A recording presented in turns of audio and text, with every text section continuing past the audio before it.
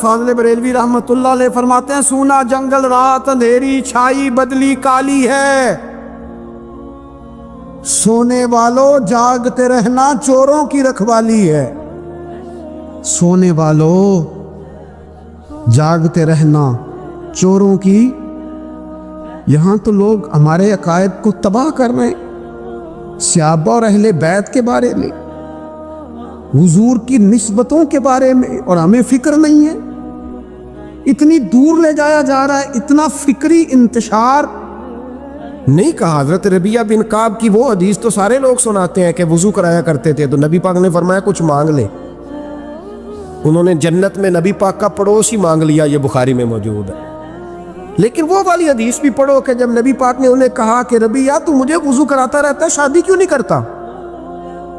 حضور نے نہیں فرمایا کہ اس کا ذاتی معاملہ ہے، میں شادی کراؤں گا، میں اس کام میں کیوں آؤں گا، شادی کیوں نہیں کرتا؟ اس کی حضور کوئی کاروبار نہیں، کوئی معاملہ نہیں، کوئی رنگ روپ نہیں، اور آپ کی خدمت سے بھی رک جاؤں گا۔ کہتے ہیں حضور خاموش ہو گئے۔ اگلے دن پھر پوچھا نکاح کیوں نہیں کرتے؟ میں نے کہا حضور نہ کاروبار ہے، نہ گھر ہے، نہ مکان ہے، نہ رنگ روپ ہے، کون رشتہ دے گا؟ جب میں یہ کہہ کے باہر نکلا نا حضور خاموش ہو گئے، تو میرے دل میں خیال آیا ربیعہ تو بحث کیوں کرتا ہے؟ اور ان کو بتاتا ہے جنہیں اللہ نے سارا کچھ ہی عطا فرمایا ہوا ہے۔ حضور کہتے ہیں شادی کیوں نہیں کرتا؟ تو چپ کر کے کہہ دے محبوبہ جیسے دل کرتا ہے ویسے کر دے، تو آگے سے دلیلیں دیتا پھرتا ہے۔ یہ بھی کو بات ہوئی۔ فرماتے ہیں اگلے دن میں نے ارادہ کر لیا، حضور نے اگر آج کہا تو کہہ دینا یا رسول اللہ جیسے دل ہو کرے۔ میں نے وضو کرایا، میرا خیال تھا حضور یہاں روک کے کہیں گے، یہاں روک کے کہیں گے، پر حضور نے آج بات ہی کوئی نہ کی۔ میں دیر تک سوچتا رہا یہاں کہیں گے، یہاں کہیں گے، پر آج حضور نے بات ہی نہ کی۔ میں پچھتا رہا تھا کہ 2 دن موقع ملا، میں نے ضائع کر دیا۔ فرماتے ہیں وضو پورا کرا کے جب میں باہر نکلا، دروازے تک پہنچا تو محبوب نے آواز دی، بات سن۔ میں ٹھہر گیا، فرمایا شادی کیوں نہیں کرتے؟ کہتے ہیں میرا تو دل پھولوں کی طرح کھل اٹھا۔ میں نے کہا یا رسول اللہ جیسے دل کرتا ہے کرا دے۔ تو نبی پاک علیہ الصلوۃ والسلام نے فرمایا فلاں قبیلے کے سردار کے پاس جا، اسے کہا اپنی بیٹی کا نکاح تیرے ساتھ کر۔ کہتے میں گیا، تھوڑی دیر کے لیے توقف کیا انہوں نے، لیکن پھر وہ راضی ہو گئے۔ میں واپس آیا، سنو یہ جی اس کا ذاتی معاملہ ہے، لیکن نبی پاک نے دیکھا کہ اس کو ضرورت ہے میری، اس کا نکاح نہیں ہو رہا، گھر نہیں آباد ہو رہا، تو حضور نے پورا کردار ادا کیا۔ میرے محبوب کریم علیہ الصلوۃ والسلام نے حضرت حارثہ بن نعمان کو بلایا، فرمایا تیرا ایک مکان خالی ہے؟ کہ یا رسول اللہ ہاں۔ فرمایا یہ میرے ربیعہ کو دے دے، اس میں رہا کرے گا، دلہن کو لائے گا۔ حضرت بریدہ اسلمی کو بلایا، فرمایا ایک کھجور کی گٹھلی کے برابر سونا چاہیے۔ یا رسول اللہ کس لیے؟ فرمایا میرے اس غلام نے اپنی بیوی کو حق مہر دینا ہے۔ حضرت سیدنا عثمان غنی کو بلایا، تیسرے صحابی، فرمایا ایک مینڈے کا بندوبست تو نے کر کے دینا ہے۔ حضور کس لیے؟ فرمایا میں نے اپنے غلام کا ولیمہ کرنا ہے، بکرے کا بندوبست کر۔ ساری تیاریاں کر کے دیں۔ حضرت ربیعہ کہتے ہیں جب میں دلہن بیاہ کے گھر لایا تو میرے دوست یار رشتہ دار مبارک دینے آئے، کہنے لگے تیری کیا بات ہے، شادی بھی اعلیٰ خاندان، ولیمہ بھی، اور کھجور کی گٹھلی کے برابر حق مہر بھی۔ تو حضرت ربیعہ رو پڑے، فرمانے لگے میں تو کالا کلوٹا حبشی غلام تھا، سلام بھی کوئی نہیں لیتا تھا، مجھے مبارک نہ دو، میرے مصطفیٰ پہ درود و سلام پڑھو۔ یہ سارا حضور کا کرم ہے۔ کہتے ہیں اس کا ذاتی معاملہ ہے، بھئی سارا دن تیرے ساتھ رہتا ہے، اٹھتا بیٹھتا ہے، تیری نوکری کرتا ہے، تو نے کبھی پلٹ کے دیکھا ہی نہیں، تو نے کبھی اشک شوئی نہیں کی، تو نے اتنا ٹائم ہی نہیں دیا کہ تیرے کندھے پہ سر رکھ کے رو سکے، تیری توجہ ہی نہیں۔ نبی رحمت علیہ السلام دائیں بائیں والوں، آگے پیچھے والوں کا خیال رکھتے، جہاں جس کو ضرورت ہوتی حضور اس کی ضرورت میں پہنچتے، اشک شوئی کرتے، نبی پاک پیار کرتے۔ کہتے ہیں اس کا ذاتی معاملہ ہے، میں کیا کروں؟ سنو حضرت جابر بن عبداللہ رضی اللہ تعالیٰ عنہ کے جو والد تھے نا حضرت عبداللہ بن عمر رضی اللہ تعالیٰ عنہ، وہ اعلیٰ ترین احد کے شہید ہیں کہ نبی پاک فرماتے ہیں رب کریم نے خود ان سے گفتگو فرمائی ہے، خود ان سے گفتگو کی اللہ تبارک و تعالیٰ نے۔ حضرت جابر بن عبداللہ کے والد عبداللہ بن عمر احد میں شہید ہو گئے تھے۔ 6 या 10 बहनें थी उनकी, कर्जे चढ़ गए, कारोबार में नुकसान हो गया। ज़रूरी नहीं कि कोई आदमी धोखेबाज ही हो तो वो मकरूज़ होता है, ये ज़रूरी नहीं। तिलकल अय्याम नुदाविलुहा बैनन्नास, अल्लाह लोगों के दिन फेरता है, हालात तब्दील करता है। अब सहाबी पे कुछ शक कर सकता है? लेकिन हजरत जाबिर कहते हैं इतना कर्जा चढ़ गया कि एक एक बाल मेरा कर्जे में डूब गया। कर्जे बड़े देने थे, मकरूज आते, तंग करते। खुद नबी करीम अलैहिस्सलाम ने फरमाया है कि जो मकरूज होता है वो कैदी होता है, जब तक कर्ज दे नहीं लेता उतनी देर तक वो आज़ाद नहीं होता। हज़रत जाबिर इब्न अब्दुल्लाह कहते हैं मेरे बाग में खजूरें पकी थी, ये बुखारी में भी है, कंजुल उमाल में भी है, इब्न कसीर में भी है, इमाम हल्बी ने सीरत हल्बिया में भी लिखा है, 20 दर्जनों किताबों में आपको रवायत मिली। फरमाने लगे खजूरें जब मेरी पक के तैयार हो रही थी तो मकरूज जब पैसे लेने आते तो मैं कहता कर्जे ये खजूरें पकती हैं तो देता हूँ। ये हम पंजाब के लोग क्या कहा करते थे, हाड़ी सोनी जी, यहाँ चावल की फसल पे, यहाँ गंदम के, हमने तो कपड़े लिए होते थे उधार दुकानों से कि फसल पकती है तो फिर दे देते हैं, का खजूरें पकती हैं तो देता हूँ। फरमाते पता मुझे भी था खजूरें ज़्यादा थोड़ी हैं और जिनके पैसे देने हैं वो पैसे, फरमाते हैं खजूरें पक गई, उतारी तो ये तो 11 गुना भी और हो तब भी कर्जा नहीं उतरता। कहते हैं मैंने दोस्तों से, यारों से, रिश्तेदारों से, वो जो कहते नहीं कोई हुक्म हुआ तो बताना, फिर जिस दिन बंदा हुक्म बताता है उस दिन कहते हैं आज सवेरे ही बच्चा पैसे ले गया।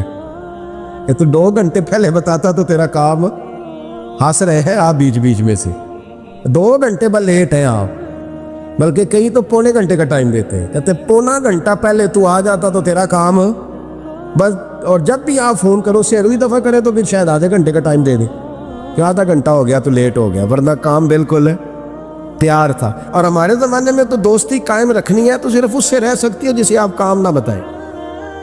हालांकि उस दोस्त का क्या मतलब, दुनिया ते जो काम ना आया औखे सौखे वेले, उस बेफैजे संगी को लो बेहतर यार अकेले। क्या मतलब है, काम बताया तो रफू चक्कर हो गया, माना क्या हुआ इस बात। मेरे रसूल कायनात अलैहिस्सलातु सलाम के सहाबी कहते हैं सबसे कहा पर किसी ने ना सुनी, जब मैं थक गया ना तो मैं दरवाज़ा रसूल पे चला गया, या रसूल अल्लाह, या रसूल अल्लाह, या रसूल अल्लाह, हुजूर कर्जे ज़्यादा हैं, खजूरें कम हैं, यहूदियों के पैसे हैं वो मानते नहीं। नबी पाक ने फरमाया उनसे कहो थोड़े थोड़े ले ले बाकी फिर दे। हुजूर नहीं मानते। हुजूर कह सकते थे सलमान जाओ बात करके आओ, जाओ बिलाल सुहैब जाओ।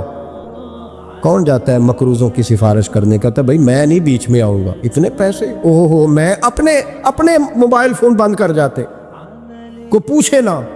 लेकिन नबी करीम अलैहिस्सलाम ने फरमाया सुनो, खुद रसूल पाक, खुद नबी पाक ने, हुजूर ने फरमाया चल मैं तेरे साथ चलता हूँ, चल मैं तेरे साथ चलता हूँ। मकरूज़ के साथ, अमीर के साथ नहीं, उसके साथ नहीं जिसने पैसे लेने हैं, बल्कि हुजूर मकरूज़ के साथ, गिरे हुए के साथ चले। चल मैं चलता हूँ। यहूदी तक गए, फरमाया कुछ ले ले, ये बेचारा धोखेबाज नहीं उलझ गया है गुर्बत, कुछ ले ले बाकी फिर दे देंगे। कहने लगा सारे ही लेने हैं। जब उसने बात ना मानी तो फिर ये अल्लाह के रसूल है ना। आला हज़रत फरमाते हैं मेरे करीम से गर कतरा किसी ने मांगा, दरिया बहा दिए, दुरबे बहा दिए। ये दुरबे क्या होते हैं, ये मुझे पूछा थोड़े दिन पहले एक शख्स ने। आप सुनते रहते हैं ना शेर, आप तो तर्जुमा पूछते ही नहीं ना, कभी पूछ लिया करें कि उसका माना क्या है, कभी पर्ची लिख लिया करें ताकि कोई जब आपसे पूछे तो ये दुरबे क्या है। लफ्ज़ दुरबे है ही नहीं, असल में आला हज़रत को पढ़ते नहीं ना लोग, तूने पता ही नहीं वो बात कितनी आला। ये लफ्ज़ दुरबे नहीं है। आला हज़रत कहते हैं मेरे करीम से गर कतरा किसी ने मांगा, दरिया बहा दिए हैं, दुर बे बहा दिए। दुर अलहदा है और बेबहा, दुर कहते हैं हीरे को, एक माना हीरा है, दुर बे बहा, बेबहा की तो समझ आती है ना, दुर बे बहा दिए हैं यानी हीरे बे बहा दिए हैं उसे। अब समझ रही है बात की, दरिया बहा दिए हैं, दुर बे बहा दिए हैं, ये माना है शेर का। तो جب وہ نانا مانا یہودی تو نبی کریم علیہ الصلوۃ والسلام فرمانے لگے نہیں تو پھر پورے لینے ہیں؟ کہنے لگا جی پورے لینے ہیں۔ حضور فرمانے لگے کل آ جانا، سارے دے دیں گے، پورے پیسے تیرے ملیں گے، تو آ جانا۔ حضرت جابر ابن عبداللہ کو حضور نے فرمایا کھجوریں اتار کے نا تو اپنے باغ میں ڈھیر لگا اور میں آیا۔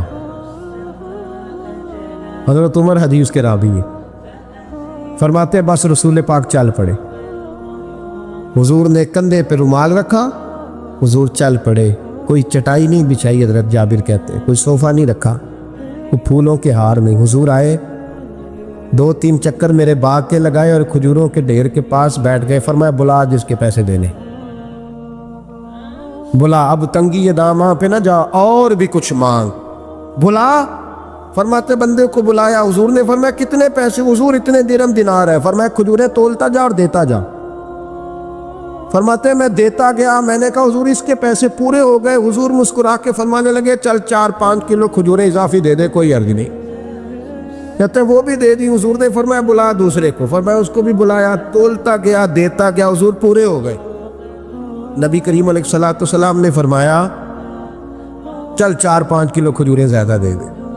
کہتے ہیں قرضے بھی دے دیے، 5-5 کلو کھجوریں بھی زیادہ دے دی۔ محبوب اٹھے، کچی زمین پہ بیٹھے تھے، حضور نے لباس مبارک کو جھاڑا، رومال کندھے پہ رکھا، فرمایا میں مسجد جا رہا ہوں، وہاں آ کے مجھے خبر دینا، وہاں آ کے مجھے بتلانا کہ جب میں آیا تھا تب کھجوریں زیادہ تھی کہ جب واپس گیا ہوں تب زیادہ ہے۔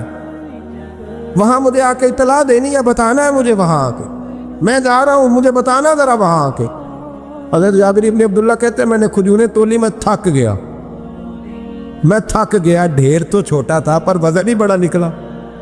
کہتے ہیں میں تھک گیا، جتنی دی تھی نا اس سے زیادہ تول کے باقی پڑی رہنے دی۔ میں مسجد میں گیا، ذرا لفظ سننا حدیث کے، کہتے ہیں مسجد میں گیا، جا کے عرض کی یا رسول اللہ میں تول آیا ہوں، جب آپ آئے تھے تھوڑی تھی اور جب واپس آئے ہیں تو کئی گنا بڑھ گئی ہے۔ حضور نے پتہ کیا فرمایا؟ فرمایا یہ بات نا جو تو نے مجھے بتائی ہے، یہ بات ذرا میرے عمر فاروق کو بھی بتا، عمر بڑا راضی ہوگا، عمر کو بھی بتلا یہ بات۔ گویا نبی پاک کے معجزات کی، فضائل کی، شمائل کی باتیں جب بتائی جاتی تھیں صحابہ کے دل ٹھنڈے ہوتے۔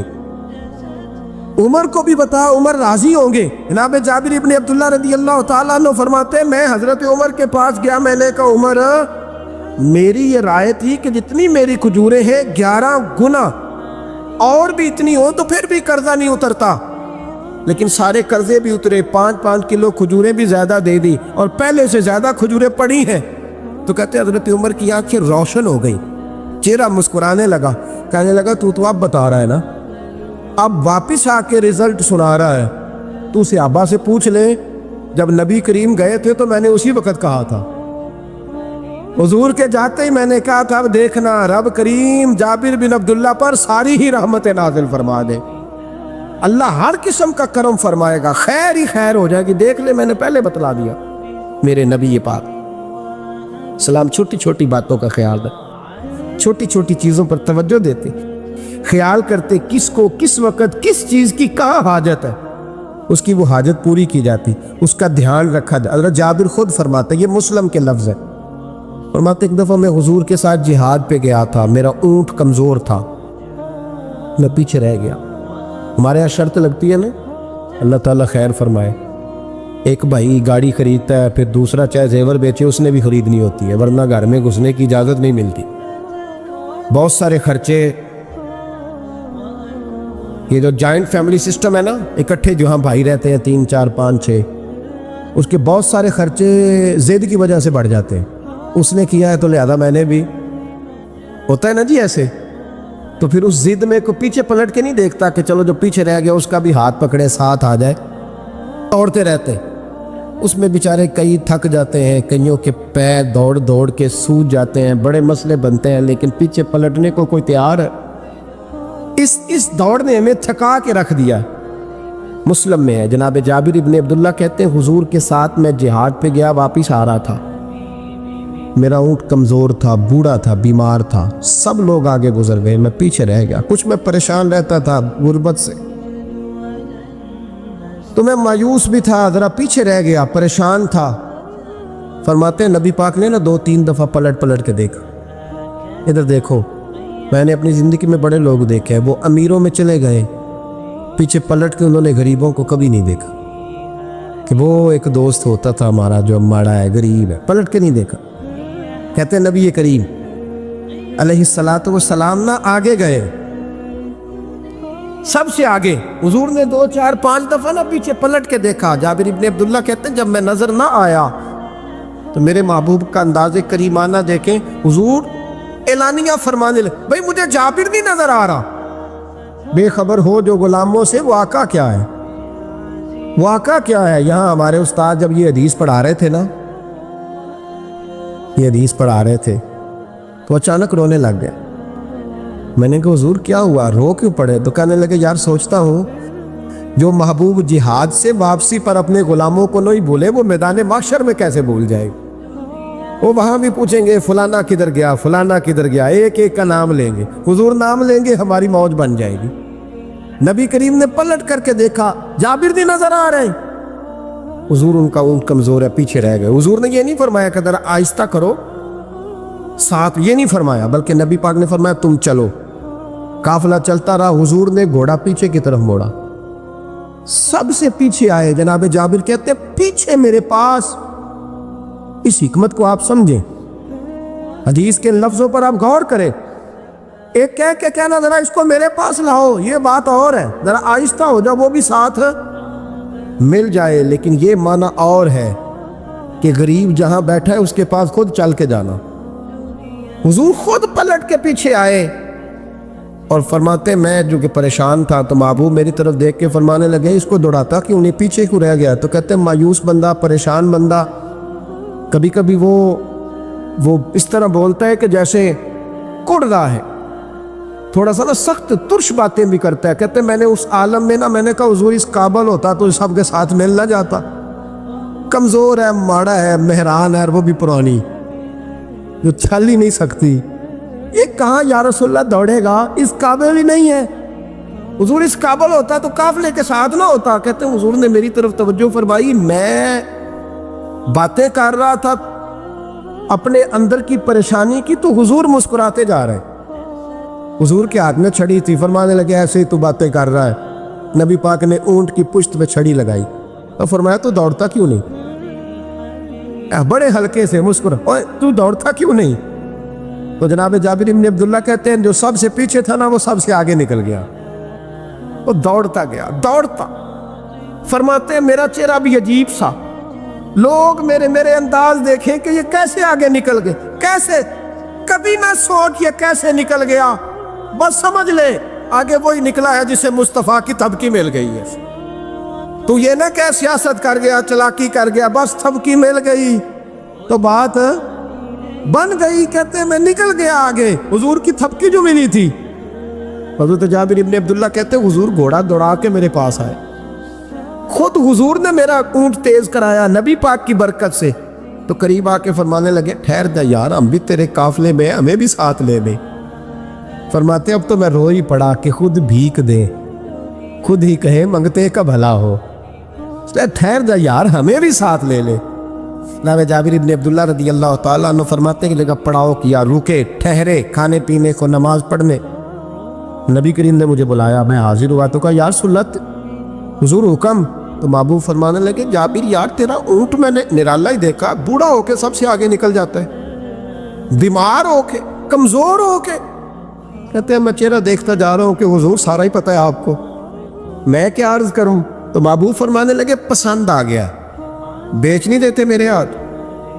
یا رسول اللہ آپ رکھ لیں، حضور آپ کا یہ۔ فرمایا نہیں میں پیسے دوں گا۔ کتنے کا ہے؟ کہ یا رسول اللہ آپ رکھ لیں۔ فرمایا پیسے دوں گا۔ یا رسول اللہ مارکیٹ میں جاؤں تو 6-7 دینار کا بکے گا۔ فرمایا نہیں بھائی میں تو پورے 10 دوں گا۔ 6-7 نہیں، میں تو پورے، حساب سیدھا، 6-7 کا کیا حساب ہوا، 10 پورے کا۔ حضور پھر بندہ نوازی ہے نا، کون بول سکتا ہے؟ حضور نے فرمایا بلال تیرے پاس 10 دینار تھے؟ حضور ہیں۔ فرمایا ان کو دے دو، اونٹ کے پیسے رکھ لو اور مال نہ مدینے جا کے دے دے۔ جابر ابن عبداللہ کہتے ہیں میں مدینے گیا شام کو، میں نے نا کبھی اپنے اونٹ کی اتنی خدمت نہیں کی جتنی اس دن کی۔ میں نے اسے بڑے پیار سے نہلایا، میں نے نئی رسی خرید کے اسے نکیل ڈالی، آج محبوب کی بارگاہ میں لے کے جانا ہے۔ کہتے ہیں تیاری کر کے نا، تیاری پوری تیاری کر کے، تن تندور ہڈاں دا بالن تے اسی ہاواں نال تپایا، کپ کپ مکیاں پیڑے کیتے، عشق پلے تھلایا، تن دا سالن تے من دی ہانڈی، اتو نون صبر دا پایا، غلام فریدا وے میں ساری تیری، تینوں اجے یقین نہیں آیا۔ کہتے ہیں اسے بڑے پریم سے، بڑی محبت سے سجا کے، سوار کے، نکھار کے، تیار کر کے میں نبی کریم کی بارگاہ میں لے کے گیا۔ ظہر کی نماز پڑھ کے حضور نکلے، میری طرف دیکھا، میں نے کہا حضور پیسے لے لیے تھے، یہ آپ کا سامان ہے، مال ہے؟ کہتے ہیں حضور نے نکیل تھامی، میں واپس پلٹا، بھی گلی کی نکر مڑا نہیں تھا، حضور نے آواز دی، جابر ذرا سن تو صحیح۔ کہتے ہیں میں واپس آیا ہوں تو حضور مجھ سے باتیں کرنے لگے، فرمانے لگے یہ میرا اونٹ ہے، اسے کمزور اور بوڑھا نہ سمجھنا، کبھی جانوروں میں دوڑا کے دیکھنا، سب سے آگے نکل جاتا۔ اور کریم محبوب فرمانے لگے 6-7 دینار کا نہ سمجھنا، میں نے پورے 10 دینار کا خریدا۔ اور پھر حضور پھر مسکرائے، فرمایا جابر تمہیں پتہ ہے تحفہ لینے دینے سے محبت بڑھتی ہے؟ حضور ہاں۔ فرمایا رکھ لو، میں تمہیں تحفے میں دینا چاہتا ہوں، رکھ لو، میں تحفے میں دینا چاہتا ہوں۔ جناب جابر ابن عبداللہ کہتے ہیں میں واپس لوٹ رہا تھا، رو رہا اور کہہ رہا تھا جیسا نبی اللہ نے مجھے دیا، جیسا رسول اللہ نے، سب سے اولا ہو اعلیٰ ہمارا لب۔ آنکھیں بند کر کے، جھوٹ کی زندگی جی کے، اپنے ساتھ بددیانتی کر کے، دھوکہ دے کے، اپنے آپ کو دائیں بائیں، اپنے آپ کو کہیں مصروف رکھ کے کچھ وقت ضائع تو کر لیتے ہو، پر تمہیں پتہ تو ہے نا کہ عبادت اللہ کی کرنی، تمہیں اس کی خبر ہے۔ اور میرے رسول پاک علیہ وسلم نے فرمایا بندہ اللہ کے سب سے قریب اس وقت ہوتا ہے جب وہ سجدے کی حالت میں ہوتا ہے۔ کس کے قریب ہوتا ہے؟ اللہ کے سب سے قریب ہوتا ہے، وہ بڑا نیڑے ہے رب کے، بڑا قریب ہے، اس لیے کہ وہ حالت سجدہ میں، وہ جب سجدے کرتا ہے نا، اس کی بارگاہ میں جب جھک جاتا ہے۔ آپ ذرا سجدے کی کیفیت دیکھیں نا، زبان بھی یہاں ہے، آنکھ بھی یہاں ہے، کان بھی، عقل بھی ساری، اس نے سارا کچھ رکھ دیا سجدے۔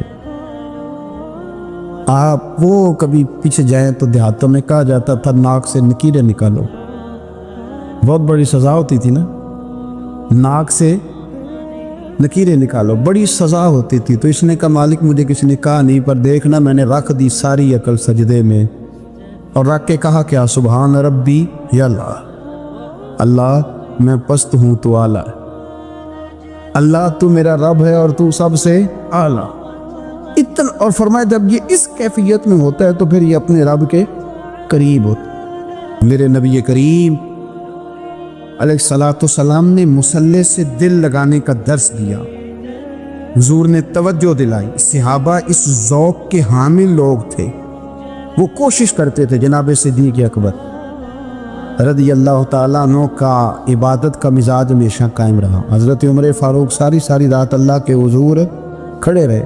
حضرت عثمان غنی رضی اللہ تعالیٰ عنہ عشاء کی نماز پڑھ کے 2 رکعتوں کی نیت باندھتے تھے، 15 سپارے پہلی رکعت میں پڑھ دیتے اور 15 سپارے قرآن مجید کے دوسری رکعت میں پڑھ دیتے۔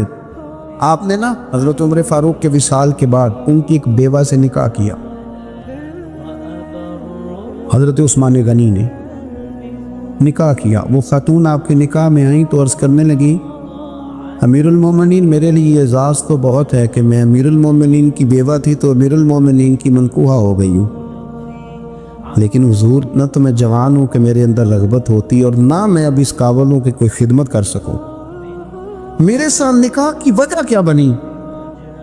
عثمان غنی رو پڑے، فرمانے لگے میں نے عمر فاروق کو مسجد میں اپنے رب سے ڈرتے ہوئے دیکھا، میں نے اسے روتے ہوئے دیکھا، عدل کرتے دیکھا، انصاف کرتے دیکھا، امت کی خیر خواہی کرتے دیکھا۔ تمہارے ساتھ نکاح اس لیے کیا ہے کہ تم مجھے یہ بتاؤ کہ عمر فاروق گھر کے اندر اپنے رب کو کیسے راضی کرتے ہیں۔ گھر کے اندر کیسے راضی کرتے تھے، وہ طریقے بتلاؤ، تم بتاتی جانا اور میں بھی اسی طرح گھر میں عبادت کروں۔ جس گھر میں اللہ کا ذکر ہوتا ہے وہ گھر زندوں کا ہے، اور جس گھر میں رب کریم کا ذکر نہیں ہوتا وہ گھر زندوں کا نہیں ہے۔ گھر نہ ہم نہ کتابوں میں پڑھتے ہیں کہ ایک بزرگ کہتے ہیں، حضرت فضیل بن عیاض کہتے ہیں کہ میں ایک گلی سے گزر رہا تھا تو گھر کے اندر کسی قاری صاحب نے قرآن کی آیت پڑھ دی، وَلِمَنْ خَافَ مَقَامَ رَبِّهِ جَنَّتَانِ۔ میں تو میرے کانوں سے ٹکرائی تو اللہ نے میری کایا ہی پلٹ دی، میں توبہ کر گیا۔ اب گھر کے اندر سے آواز آئے تو صحیح نہ تلاوت کی، پر اندر سے آواز آتی نہیں ہے، ڈیک بجنے کی آواز آتی ہے، یا ٹی وی چلنے کی آواز آتی ہے، یا دھوم مچانے کی آواز آتی ہے۔ عبادت کا وہ جو خاص شوق تھا، وہ جو حسن تھا، وہ جو توانائی تھی، وہ جو بات۔ ایک جگہ پہ ہم بیٹھے تھے تو وہاں ایک صاحب آئے اور انہوں نے آتے ہی کہا کہ مہربانی کریں ذرا مجھے مصلی دے دیں، میرے میں کچھ نفل رہ گئے۔ تو میں نے وضو کر لیا تو کوئی مصلی مل جائے، مصلی انہیں دے دیا گیا، وہ مصلی لے کے چلے گئے۔ تو پیچھے ایک صاحب نے تبصرہ کیا کہ انہوں نے کتنا ریاکار بندہ ہے، لوگوں کو دکھا رہا ہے کہ میں نفل پڑھتا ہوں، ہے کو بات کرنے والی۔ میں نے اسے کہا تو مہربانی کرنا، اس طرح کی ریاکاری تو بھی کر، پکڑ مصلی اور جا، تو بھی تھوڑی ریاکاری کر کے آ، اٹھ ذرا، شکر کر کوئی یہ ریاکار بھی ملا ہے، کوئی نفل پڑھ کے ریاکاری کر رہا ہے۔ اللہ کا میں کہتا ہوں کو پڑھے تو صحیح نہ، یا یہ کوئی دور ہے نفل پڑھنے کا؟ اس میں تو لوگوں کا مزاج ہی نہیں، طبیعت ہی نہیں۔ میں نے کہا چل مہربانی کر یہ دے مصلی اور تو بھی جا تھوڑی سی ریاکاری کرو تو صحیح نا، مزاج ہی نہیں، ذوق۔ جمعے کی نماز پڑھ کے یوں دنیا بھاگتی ہے، او ہو پتہ نہیں کون سی پیچھے آگ تھی جو بجھائی جائے گی۔ اور آج تک لوگ مسئلہ پوچھ رہے ہیں کہ جمعے کی بعد والی سنتیں کتنی ہوتی ہیں۔ میں نے کہا کتنے سال ہو گئے جمعہ پڑھتے، کتنے سال ہو گئے، ابھی تک سنتوں کا نہیں پتہ، ابھی تک نہیں علم کے پہلے کتنی رکھتے ہیں اور بعد میں کتنی رکھتے ہیں۔ فجر کی سنتیں کب پڑھنی چاہیے؟ سنو فجر کی سنتوں کے بارے۔ میرے رسول کریم سید عالم صلی اللہ تعالیٰ علیہ وسلم سے ایک صحابی نے پوچھا تھا، حضور میری فجر کی سنتیں رہ گئیں یا رہ جاتی ہیں تو حکم کیا ہے؟ کیا انداز ہے حضور کا؟ بخاری مسلم کے لفظ سنو، حضور سید عالم صلی اللہ علیہ وسلم فرمانے لگے، اس نے کیا پوچھا تھا؟ حضور جواب کیا دیتے؟ فرمایا فجر کی سنتیں کبھی نہ چھوڑنا، فجر کی پہلی 2 سنتیں کبھی نہ چھوڑنا۔ یا رسول اللہ صلی اللہ تعالیٰ علیہ وسلم میری رہ گئی ہیں، رہ جاتی ہیں۔ فرمایا فجر کی 2 سنتیں نہ چھوڑنا، فرمایا فجر کی پہلی 2 سنتیں مجھے دنیا اور دنیا کے اندر جو کچھ ہے وہ سب سے زیادہ پیاری ہے۔ فجر کی 2 سنتیں دنیا اور دنیا میں جو کچھ ہے مجھے وہ سب سے زیادہ پیاری ہے، اس لیے فجر کی سنتیں نہ چھوڑ۔ اپنا ذوق، اپنی طبیعت، ہم نے نا ذوق غلط بنا لیا۔ اگر 20 بندے کہہ بھی دیں گے تو نے بڑی شاندار تلاوت کیا تو کیا اس سے بنے گا؟ 100 بندہ کہہ بھی دے تیری کیا بات ہے، کیا بات ہے نعت خاں کی، کیا بات ہے علامہ صاحب کی، پیر صاحب، پیر مہر علی شاہ صاحب رحمۃ اللہ علیہ۔ آپ تشریف فرماتے تو آپ کے ایک ہی بیٹے بابو جی جن کو کہا جاتا ہے،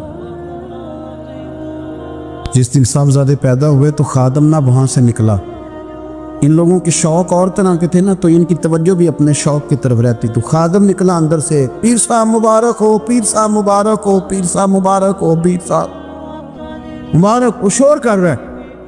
تو پیر صاحب کو وجد ہو گیا، اللہ اکبر، اللہ اکبر، اللہ، کیا ہوا؟ کس چیز کی مبارک دے رہے ہو؟ اس کی حضور اللہ نے بیٹا دیے۔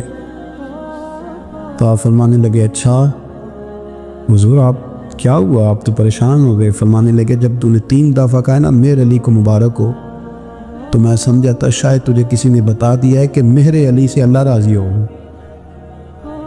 میں سمجھا تھا کہ شاید تو یہ خبر لے کے آیا ہے کہ کسی نے بتایا ہے کہ مجھے آج خبر ملی ہے کہ مہر علی سے رب اچھا پتر ہوا ہے، الحمدللہ اللہ کا شکر ہے۔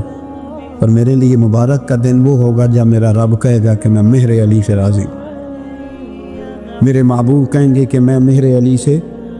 آپ بات کو سمجھیں، شوق ہی کسی اور طرف تھا، دل ہی کہیں اور لگا ہوا تھا، طبیعت ہی کہیں اور مائل تھی۔ کوئی وظیفہ پوچھتے تھے تو پڑھتے تھے وہ لوگ، کچھ اللہ اللہ انہیں بتائی جاتی تھی تو کرنے کا ذوق رکھتے تھے، طبیعت تھی، قائل تھے۔ حضرت ربیع کہتے ہیں میں بڑی دور سے سفر کر کے گیا حضرت اویس کرنی سے ملنی، بڑی دور سے، اور جب میں پہنچا تو فجر کا وقت تھا، تو حضرت اویس کرنی کو میں نے پا لیا، تو وہ نماز پڑھ کے نا قرآن شریف لے کے بیٹھ گئے۔ فرماتے اشراق چاشت کا وقت ہوا تو نفلوں کی نیت باندھ لی۔ محدث ابن الجوزی نے لکھا ہے، فرماتے ہیں پھر جب زوال کا وقت ہوا تو مسجد میں جھاڑو دینے لگ گئے۔ ظہر کی نماز پڑھ کے تو عصر کی تیاری تک وہ مسجد میں بیٹھے رہے، اور میرے نبی پاک علیہ السلام نے فرمایا جو نماز کے انتظار میں بیٹھا ہو وہ نماز ہی میں ہے، وہ نماز ہی میں ہے۔ فرمایا میری دنیا، میری امت کی جو رہبانیت ہے نا وہ اتنی ہے کہ نماز کا انتظار کرے، اذان کے بعد نماز کا یہ راہب ہے، یہ اس وقت چھوڑ کے بیٹھے ہیں ذرا۔ فرماتے ہیں عصر تک انہوں نے اللہ اللہ کی، پھر مغرب تک کی، عشاء کی نماز ہوئی تو نماز پڑھی تو وہ تھک گئے۔ اب مجھے وہ فارغ ہوں مصلی چھوڑے تو میں ملاقات کروں نا، کہ آپ حیران نہ ہو کہ اتنی دیر بندہ کیسے اللہ اللہ کر، ہم نے کی نہیں نا اس لیے ہم پریشان ہیں۔ جو عادی ہوتے ہیں وہ کر بھی لیتے ہیں، وہ یہ کام، میری بات کو سمجھ آ رہی ہے؟ جب جاتے ہو کسی دفتر میں تو 8 گھنٹے کھڑے رہ لیتے ہو نا، مجبوری ہوتی ہے تو کھڑے رہا جا سکتا ہے۔ پاسپورٹ کا دفتر، بولیے امیگریشن کی لائنوں میں، اور میں نے تو ایمبیسیوں میں بندے 12 گھنٹے پہلے جا کے کھڑے دیکھے، رہ لیتے ہیں کھڑے۔ تو اگر ان کاموں کے لیے رہا جاتا ہے تو اللہ رسول کے لیے بھی کھڑے رہا جا سکتا ہے۔ تو فرمانے لگے کہ جب عشاء کی نماز کے بعد آخر انسان سے تھک گئے، نیند کا غلبہ ہوا تو تھوڑی ایسے آنکھ بند ہوئی تو کھلی تو رونے لگے۔ حضرت ویسے کر دیا، رو کے کہنے لگے مالک مجھے غافل تو نہ کر، ابھی میں نے کیا بھی کچھ نہیں، دن ختم ہو گیا، کوئی نفل نہیں، کوئی اللہ اللہ نہیں، اللہ مجھے غافل نہ کر، میری مدد فرما۔ فرماتے ہیں جب وہ روئے تو میرے ساتھ جو شخص تھا میں نے کہا اٹھو چلیں، کہنے لگا حضور ملا نہیں، فرمایا جو میں لینے آیا تھا وہ مجھے مل گیا ہے، جو میں ان سے سیکھنے آیا تھا وہ مجھے نصیب ہو گیا، اب اور میں نے کیا لینا، ختم ہو گئی بات، اٹھو چلیں۔ اللہ کے بندوں نے حضرت ربیعہ بن کعب اسلمی رضی اللہ تعالیٰ عنہ فرماتے ہیں، کہتے ہیں جب بنو قریظہ اور بنو نذیر یہودیوں کے ساتھ حضور علیہ السلام نے جنگ کا اعلان فرمایا تو وہ دشمن ہو گئے، ہمیں خطرہ تھا کہ وہ رات کو کہیں محبوب کو تکلیف نہ دے، تو کچھ لوگ نا تلواریں لے کے نبی پاک کے دروازے پہ پہرے داری کرتے تھے۔ گن مین رکھنا حرام نہیں، اگر کسی کو واقعی خطرہ ہو تو اس کے لیے سنت بھی ہے۔